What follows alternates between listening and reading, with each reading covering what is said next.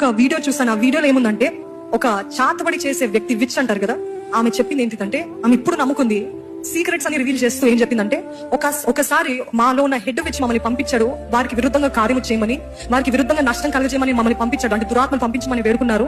సరే అని పంపించినప్పుడు ఆ దురాత్మలు ఆ ఇంటి దగ్గర ఆ ఇంటి లోపలికి వెళ్ళలేకపోతున్నాయి. ఎందుకు అని మేము చాలాసేపు అయోమయమయ్యాము. దాని బయట ఉంటున్నాయి కానీ లోపలికి వెళ్ళలేకపోతున్నాయి. మరలా మా దగ్గరికి తిరిగి వచ్చేస్తున్నాయి. ఏంటి దీనికి అర్థము, ఏమైంది అని చూసినట్లయితే, వారి చుట్టూ అంటే ఏ ఇళ్లలో అయితే వారు ప్రార్థన చేస్తున్నారో, ఆమె చెప్పింది, ఆ దెయ్యాలు చెప్పిన సాక్ష్యం ఏంటిదంటే, ఆ ఇంటి చుట్టూ ఒక బ్లూ కలర్ డోమ్ తెలుసు కదండి, ఓ రౌండ్ కవరింగ్ లాగా ఆ ఇంటి చుట్టూ ఉందంట. ఇప్పటికైనా ప్రార్థన చేస్తారా? ఇదేదో మీకు నిరూపించి చెప్పి అప్పుడు ప్రార్థన చేయడం కాదు, అంత శక్తి ఉందని చెప్తున్నాను. What am I trying to say? Your prayers have that much power. అంత శక్తి ఉంది. ఈ రోజు దాడి చేయడానికి నీకు విరోధంగా రూపించబడిన ఏ ఆయుధమో వర్ధిల్లదు ఎప్పుడు ఆయన సన్నిధిలో గడిపినప్పుడు, ఎప్పుడు ప్రార్థన చేస్తున్నప్పుడు, ఎల్లప్పుడూ ఆయనతో సహవాసం కలిగినప్పుడు.